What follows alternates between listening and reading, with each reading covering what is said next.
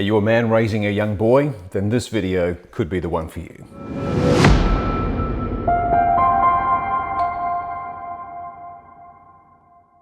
Welcome back to the Mind Strong Edge. Today's letter comes from a gentleman. He's in his 40s and he's raising a young son solo. The young son is 12 years old. We have changed the names, of course, in this video, but he writes, Dear Mind Strong Edge, my name is Mark.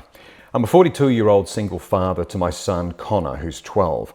I work as an electrician, and between managing a busy job and keeping up with his needs, it's been a full journey raising him alone. I just started following your channel, thank you, and decided to write in, as I could really use some advice on how to be a better dad, especially when it comes to guiding him in his teenage years. Really good questions. It doesn't say how long you've been single here for, how long you've been a solo dad. It doesn't really matter, to be honest. You do have a great opportunity. You've got a wonderful opportunity here. He's 12 years old. Yes, there is a lot of evidence to say that when young kids reach that age, that they have developed into the person emotionally that they will be for the rest of their lives. They will start stretching out. There's not a lot of extra formative development that will happen with him. However, there's a wonderful opportunity now for you to really start bonding with him and to become something of a mentor and a leader in his life. So thanks for writing in.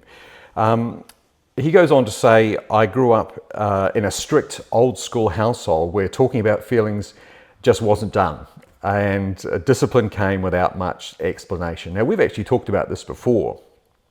This is not uncommon. This is the way of the authoritarian parenting style that we've discussed in other videos.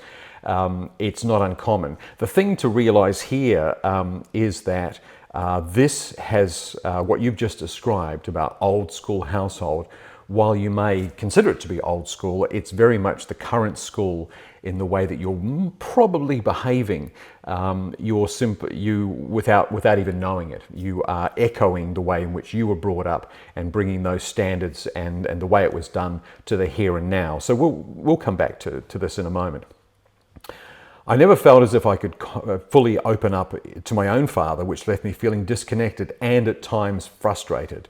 I want to do things differently with Connor and give him a supportive environment. Absolutely. It's a wonderful ambition, and it's interesting that you've seen the difference, the distinction between where you want to be and where you came from. However, the danger here is that it could bring discontent and a focus on the negative, because what you're doing is you're looking at the way things were and the way you wish they should be, and we see that gap, right? We've talked about this before on this channel, in that gap falls unhappiness. So we need to be very conscious of how we are manifesting this gap in our minds and understanding the difference between the two and understanding where those feelings or where that distinction actually comes from. You said here, I've read the book Raising Boys by Steve Biddulph. He's an Australian psychologist, and a great book. Too. And it's helped me understand some key concepts about parenting boys, like encouraging independence and promoting emotional expression. Now, when Steve talks about this, I don't want to speak too much to the book, because I think that you've read it and it is a great book. I believe it's also been updated recently as well. It talks about encouraging independence. So this is more of an authoritative parenting style, where you are still an authority in your boy's life or your child's life, but you are promoting autonomy. And this is very different from what you've described in your old school household, where discipline came without much explanation. That is the key, is that discipline came, you were brought into line, and you had really sort of no autonomy or no understanding of why that is. And there's a really important difference in there. And the key for you is to recognize the differences, right? Recognize the fact that the old school household was something that was run by your father, right? And you've acquired so much of that when you were Connor's age. you probably acquired so much of that as just learnt behavior. This is just the way things are done. And it's very, very difficult to shed yourself of that if you're not aware of where that is actually coming from. Is it something you own, or is it something that you acquired from observing your parents and just falling into line? I love the fact that you touch on the fact that it promotes emotional expression, because that's outside of what you also were in when you were young. When you say you're talking about feelings, just wasn't done. Following that advice, I've made an effort to talk to Connor openly about emotions and let him know that it's okay to feel whatever he's feeling. Sometimes I worry I don't have enough of the right words, but I think he understands I'm trying. Yes. And herein lies the crux of the challenge for you. And that is that it's one thing to say the words and to read the book and go, oh, I need to be this guy and I'm going to sit down and talk to my son. But he has been learning by observing you and your behavior now for 12 years. And he's still doing it. And he will notice, may not notice consciously, of course, but certainly unconsciously, he will notice if there is a disparity between the way that you are talking about something and the way that you're behaving.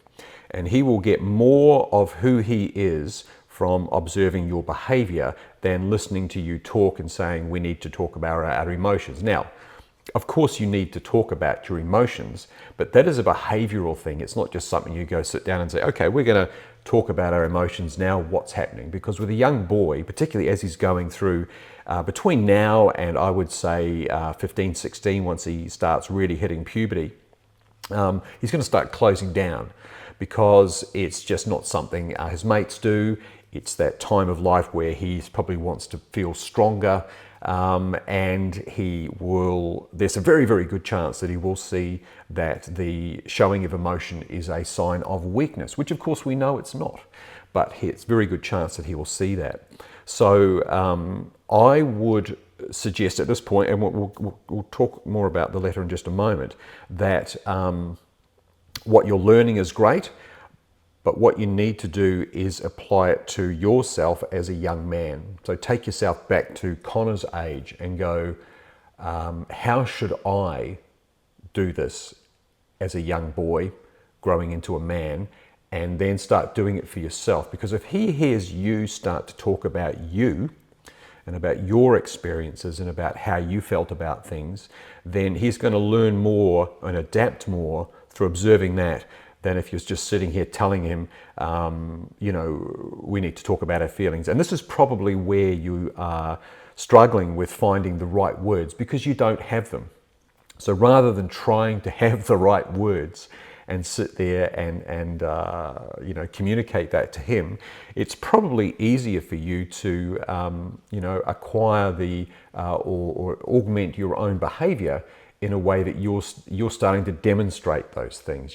So it's a case of sitting down and just talking about you and when you were young and the things that you went through, and he will find that connection between himself and you because you're his hero, of course, and I think that that might solve that problem for you when you say don't have enough words. Let him find the words. Let him find the questions, and start the conversation, because that's giving him a little more autonomy in the conversation rather than just talking to him, you know what I mean? I'm also working hard to set clear boundaries and explain the reasons behind them. That's a great thing. I think that's explaining the reasons behind the boundaries is a great step towards setting autonomy for the child. Sometimes my dad never really did this. Okay, we've talked about that. Instead of just saying no, I try to sit with him and explain why certain rules exist and how they help him stay safe and become more responsible. Again, we also need to do this ourselves. Because if he sees us acting in a different way, then obviously he's going to gravitate towards that as opposed to what we just, saying to him, which is just in one ear and out the other. But it's tough, especially when he pushes back, and I find myself wondering if I'm getting through or just adding to his frustration.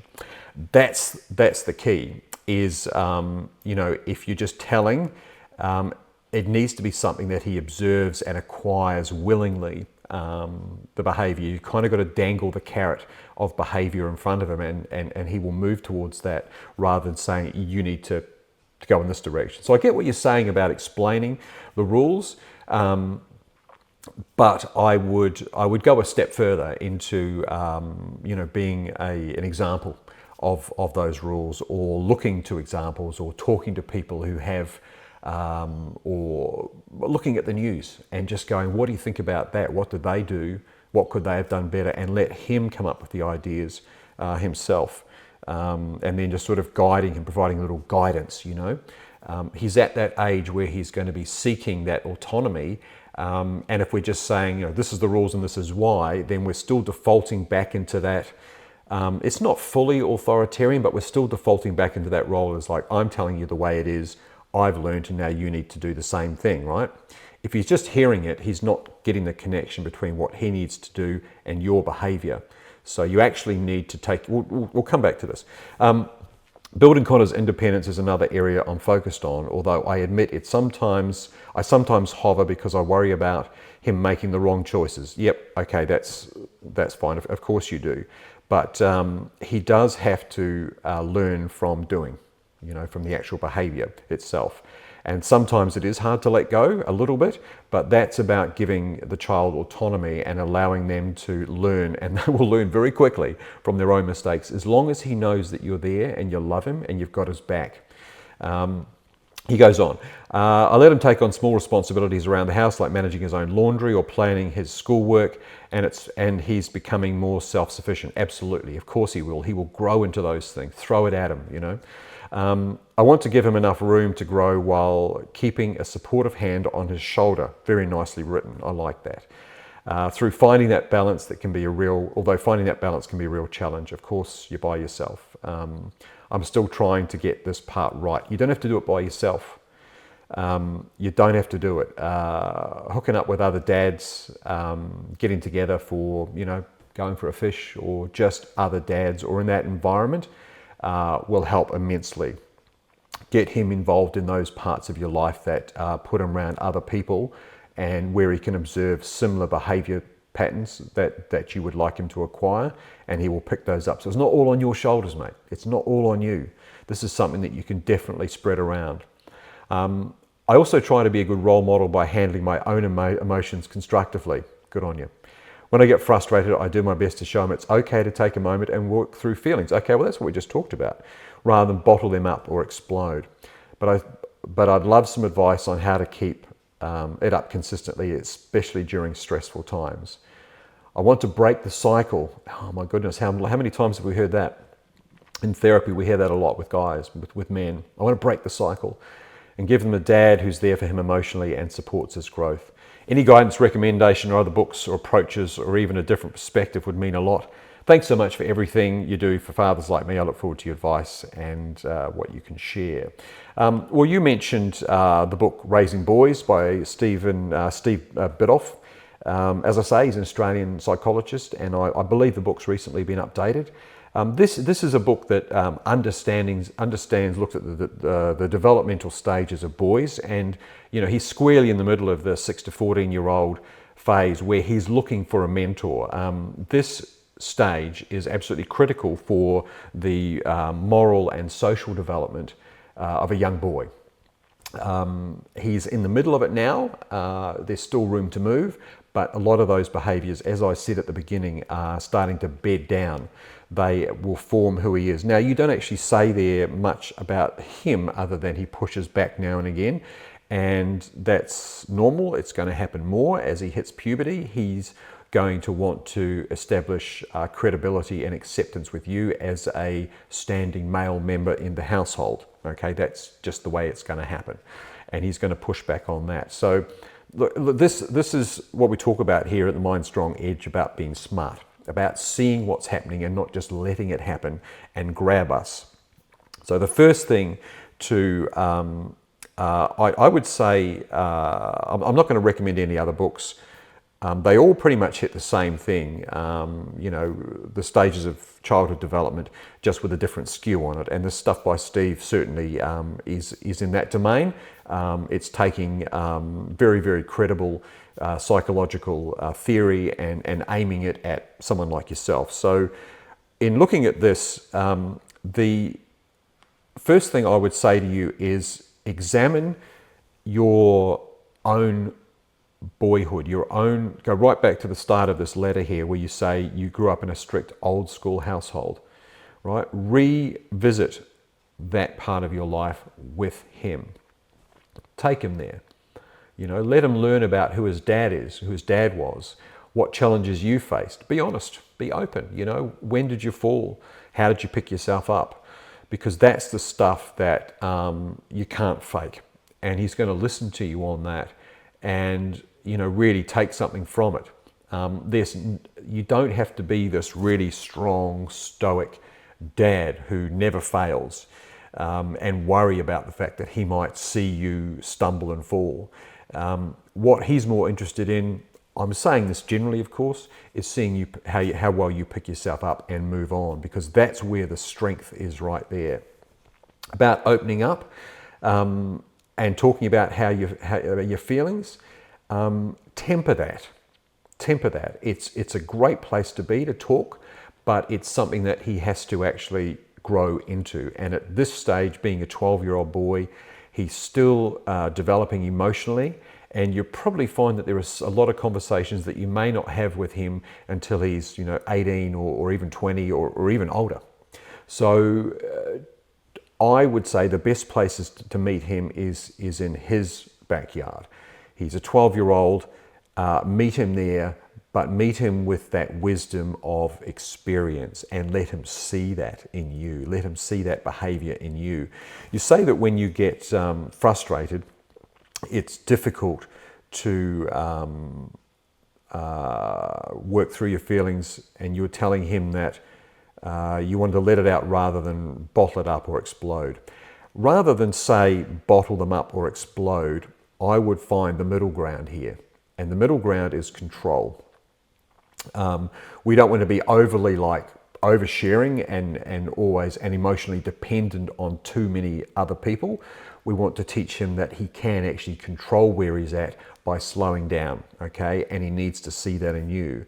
So when I think you're finding yourself under stress and those moments, what you need to do is to show him, not by telling him, but just by doing it, is that you're just stopping. And it's okay to say, look, Dad just needs just some time. You can sit with me for a bit, but I just need some time just right now just to process what's just happened. I've had a hard day at work. It's not a case of, sitting down and flicking the TV on or getting on your phone. It's that control of the situation.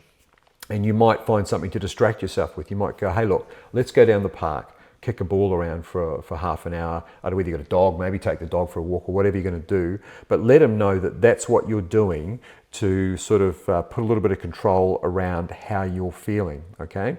You're not suppressing, and we're not bottling it up so that it explodes later, but we're just finding an outlet, a way to actually let that stress dissipate and get to a point where we are now back in the room and we can have those healthy conversations.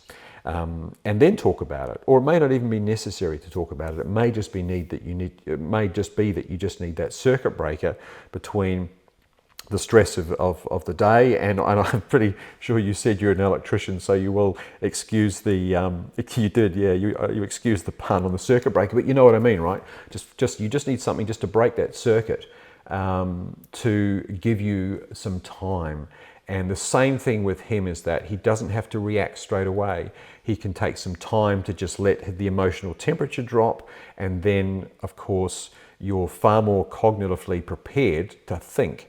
Because with all of us, when we get frustrated and stressed, we approach a very heightened emotional state, and with that our ability to think diminishes to the point where it almost gets switched off. I won't go into the mechanics of your alarm center of your brain, the amygdala and all that sort of stuff, but it wouldn't hurt to look at a few books, if you were looking for other books, on emotional intelligence. There's a few out there. Just Google the word emotional intelligence books and have a look at some of those concepts of having some, introducing those circuit breakers just stopping for a moment, giving yourself time. And sometimes that's all you need.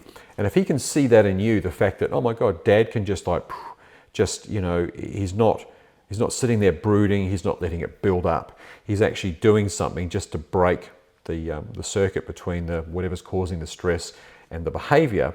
Then it will modify the behavior for you, and he will see that Dad is actually in control whilst not having dealt with the emotional side of things.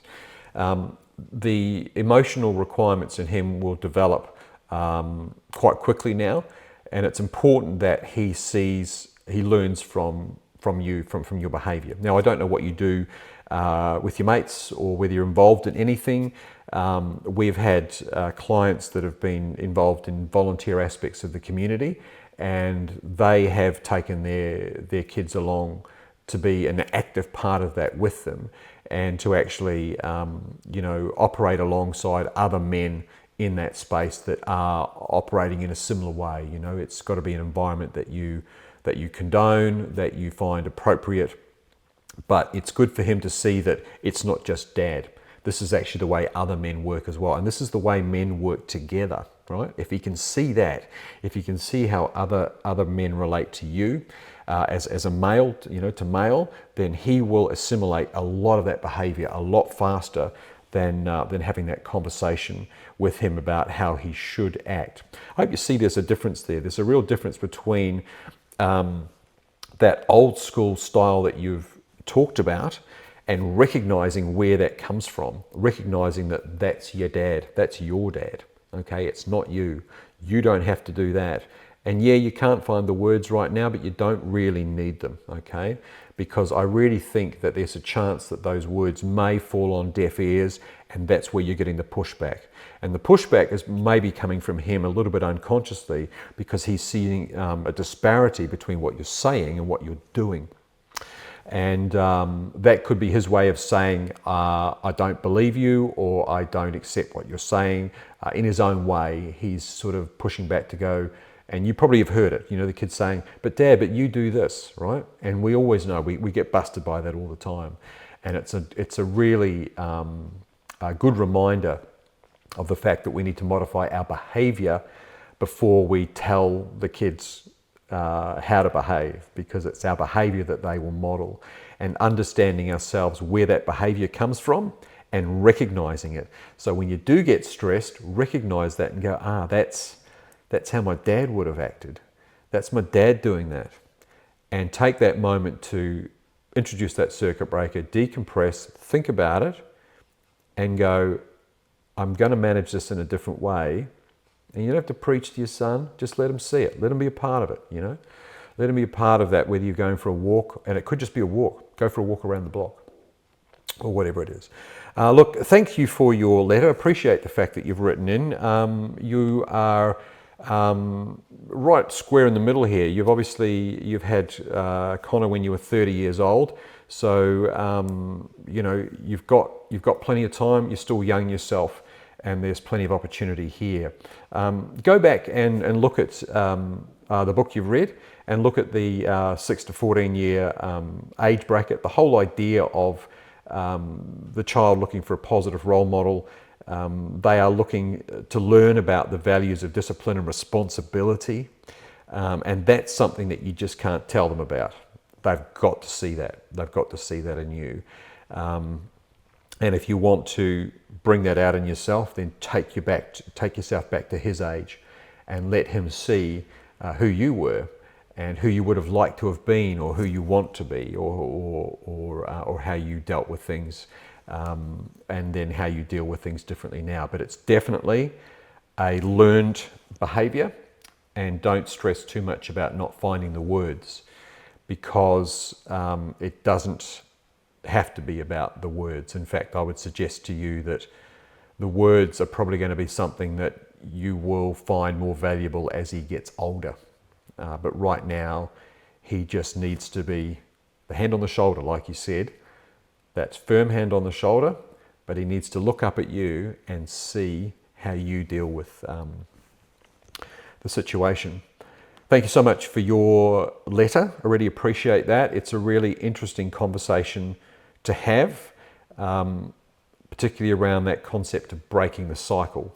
We hear that so much. I want to break the cycle. I want to break the cycle. But if you're not aware, step out and have that awareness of the cycle, it's almost impossible to break, because you just keep perpetuating that thing that you've learned, and it just keeps going round and round. If you would like to write into us, there's an email address on the description for this YouTube channel. It's the Mind Strong Edge, and we are here to help you think smarter about how you behave and what you do, and to see where those behaviors and emotions and things come from. A lot of the men that we see in practice, there's a lot of common ground here. A lot of what we do is inherited behavior, and we don't think about where that's coming from. We just perpetuate it, and we get frustrated because we don't understand why we're this way and not this way over here. So it's about understanding, seeing where that behavior comes from, looking at it and going, I can see you, I can see what you're trying to do to me, and I'm just going to not let you do it to me this time. And we're just going to change, and I'm going to gain some ground myself as an individual, as opposed to just being that person that I was taught to be when I was Connor's age, 10 or 12 years old. Until next time, this has been the Mind Strong Edge.